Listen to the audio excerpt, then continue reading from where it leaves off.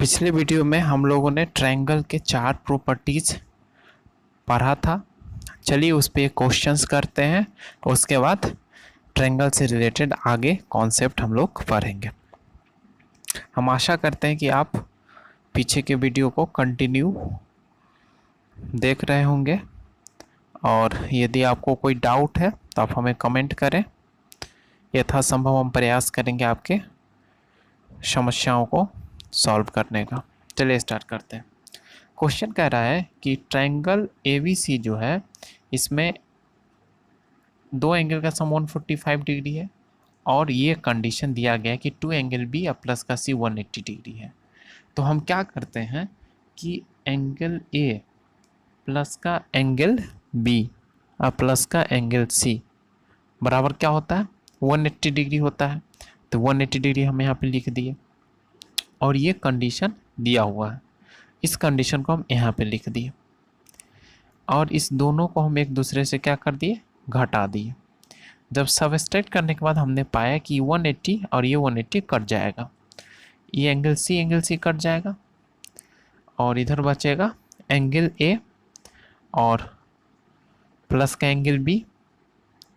अब बराबर को उस साइड चल जाएगा तो 2 एंगल B जो था वो प्लस में आ जाएगा, और ये B जाके जब इस साइड घटेगा तो एंगल A जो होगा वो बराबर में आ गया एंगल B का।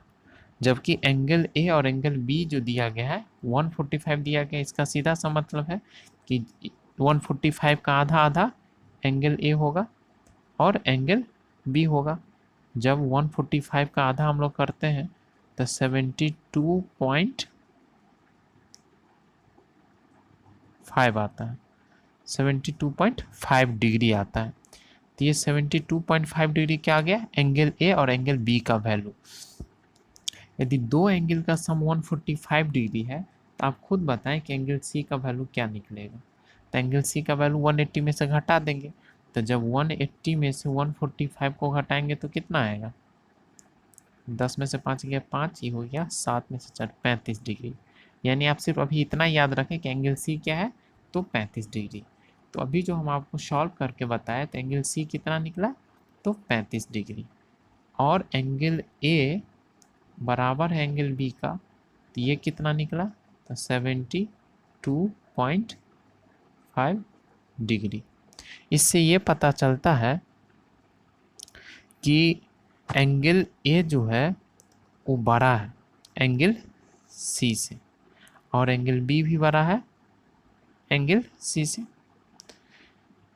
जब इस प्रकार का कंडीशन दिया गया है तब हम इससे एंगल B यदि एंगल C से बड़ा है, यदि ये एंगल B ये एंगल C से ये बड़ा है और ये क्या है, छोटा है, इसका मतलब हो गया कि AC क्या होगा, एंगल B के सामने का साइड हो गया ये AC भी क्या होगा, एंगल C छोटा है तो उसके सामने का साइड AC बड़ा होगा AB से। तो ये कौन सा ऑप्शन मेरा करेक्ट हो गया, AC ग्रेटर देन AB। ये अच्छा क्वेश्चन था। ये बेसिकली प्रॉपर्टी जो 4 हम आपको पढ़ाए हैं उस पर आधारित ये क्वेश्चन था। आप इसे एक बार में यदि आपको ना समझ में आए तो इस क्वेश्चन को आप कॉपी पे नोट डाउन करके खुद से बना के देखें। फिर भी नहीं बनता है, नहीं समझ में आता है तो वीडियो को फिर से देखें और फिर ट्राई करें, जरूर बनेगा। चलिए आगे बढ़ते हैं। आज का मेरा जो प्रॉपर्टीज 5 है वो इस प्रकार से है कि एक्सटीरियर एंगल C जो है वो equal to the sum of 2 opposite angles. ये थ्योरम बेसिकली क्लास 7 के NCERT बुक में दिया गया ये थ्योरम, और ये काफ़ी इम्पोर्टेंट थ्योरम है। बहुत छोटा सा कॉन्सेप्ट है लेकिन ज्योमेट्री में इसका व्यापक यूज है। क्या है थ्योरम, इसे आप देखिए, प्रूफ करके हम आपको बताते हैं। थ्योरम कहता है कि इसको पहले आप मान लिए, इसको मान लिए A B एंड C। इस एंगल को मान लेते हैं X, इस एंगल को मान लेते हैं Y। तो ये एंगल आप खुद बताइए क्या होगा, वेरी सिंपल, 180 में से घटा देंगे X प्लस Y को जोड़ के, तो एंगल बी ए सी निकल जाएगा, बी सी ए, एंगल बी सी ए निकल जाएगा जब 180 में से एक्स प्लस वाई को जोड़ के हटा देंगे। तो आप जानते हैं कि एंगल बी सी ए और एंगल ए सी डी जो होगा, ये दोनों का सम क्या होगा, 180 के बराबर होगा। अगर ये angle 180 minus x plus y है, इसका मतलब है कि ये एंगल कितना होगा, एक्स प्लस वाई। अगर ये एंगल पूरा 180 माइनस एक्स प्लस वाई, इसका मतलब ये एंगल क्या होगा, एक्स प्लस वाई। इस प्रकार से आप समझ पाए होंगे इस थ्योरम को। बहुत छोटा सा कॉन्सेप्ट था। चलिए इसका हम एक याद करने का एक बहुत ही सिंपल सा ट्रिक आपको हम बताते हैं।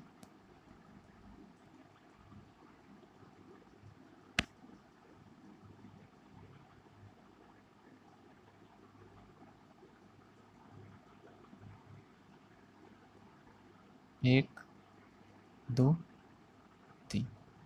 इसको मान लीजिए आप x, इस एंगल को मान लीजिए y, इस एंगल को मान लीजिए z। तो ये एंगल जो होगा, ये एंगल जो होगा ना, ये y प्लस जेड के बराबर हो, यानी अपने से दूर अंतःकोणों के सम के बराबर होता है। जब ये एक्सटीरियर एंगल का बात करें तो ये अपने से दूर अंतःकोण कौन है इसमें, x प्लस जेड। फिर जब इस एक्सटीरियर एंगल का बात करें तो इस एक्सटीरियर एंगल का अपने से दूर अंतःकोण कौन है, तो x प्लस वाई। इस प्रकार से इस थ्योरम को आप याद रखिएगा। इसका ज्योमेट्री में क्या है, बहुत ज़्यादा यूज है। चलिए अगले प्रॉपर्टीज़ की तरफ हम बढ़ते हैं। प्रॉपर्टी नंबर 6 कहता है कि किसी भी ट्रायंगल्स का जो टोटल लेंथ होता है, sum of the total length of the boundary is called perimeter. तो यहाँ पे A B C, A B और सी एक ट्रायंगल है जिसमें ए बी का लेंथ ए दिया गया है, बी सी का ए दिया गया है और ए बी का सी दिया गया है, ये सी दिया गया है, ठीक है, ये सी दिया गया है, बी सी का ए दिया गया है तथा ए सी का बी दिया गया है। और तो इसका पेरीमीटर निकालेंगे तो sum of the total length of the boundary, यानी दी गई भुजाओं का लेंथ का जो लंबाई का जो योग होगा। तो पेरीमीटर में क्या कर दिए, तीनों साइड के लेंथ को जोड़ दिए तो पेरीमीटर निकल गया। सेमी पेरीमीटर में क्या करेंगे, उसका हाफ कर देंगे, हाफ कर दिए, सेमी पेरीमीटर निकल गया। तो हीरोन्स के फार्मूला से एरिया क्या हो जाएगा, root under S into S minus A into S minus B into S minus C square unit.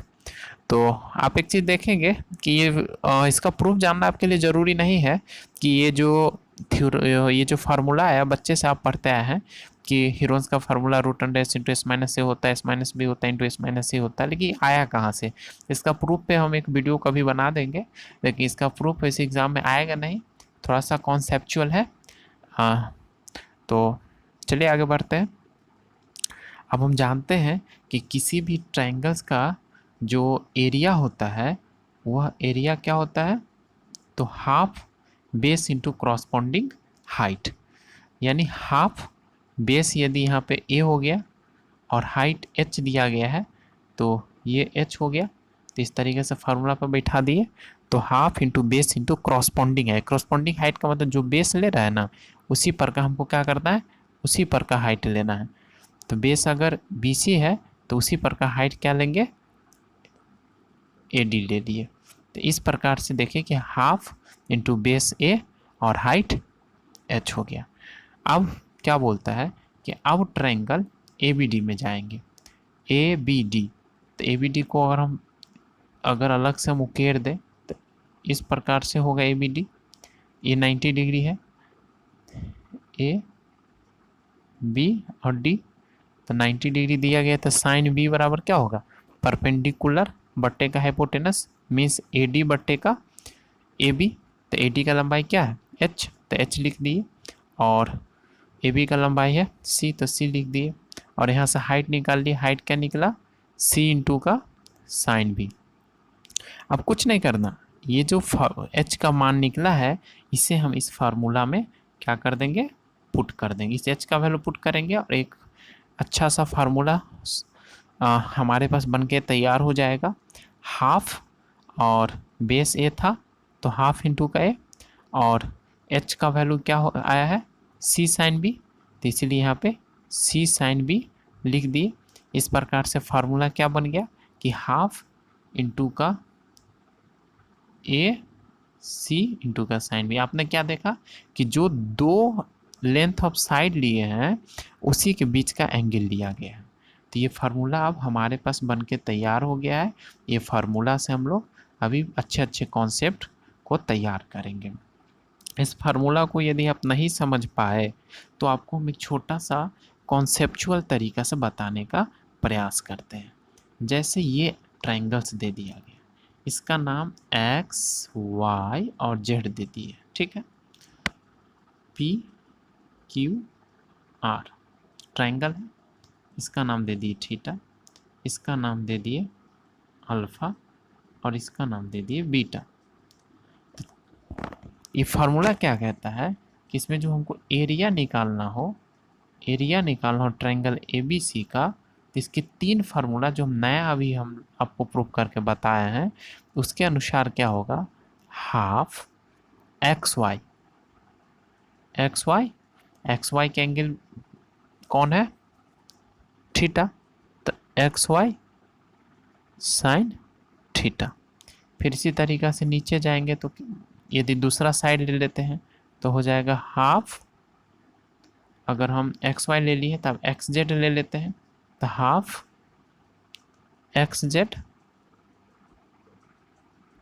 Sine theta. फिर इसी तरीका से यदि जेड और वाई ले लेंगे तो क्या हो जाएगा, half z y sine beta. एक चीज़ यहाँ ध्यान देंगे कि हम जब एक्स जेड लिए थे ना तो एंगल अल्फा था, तो यहाँ थीटा नहीं होगा, यहाँ क्या हो जाएगा अल्फा हो जाएगा। तो ये बात हम उम्मीद करते हैं कि आप समझ पाए होंगे। चलिए आगे बढ़ते हैं।